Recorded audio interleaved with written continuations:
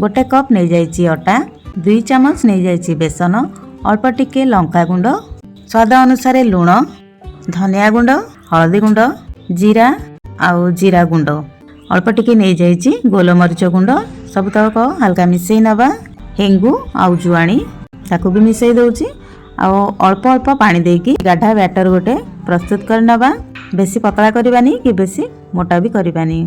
अटा ये भलरे पूरा मिसी गलानी। धनिया को अल्प काटिकी नहीं आ पियाज संढा पूरा चुनचुना करी काटी नहीं ताको पकई दउची तापर भल से गोले नबा।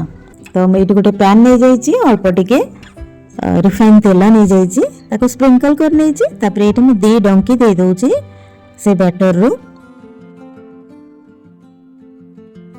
तो खूब कम समय रे बनुवा ये अटा जलखिया को आपण निहाती भावे ट्राई करंतु। जदि वीडियोटी पसंद आसिला तो निहाती भावे लाइक और सब्सक्राइब करंतु। मैं टमाटो केचप संगे सर्व करिछि, आपण आकु चा संगे भी खाई परिबे।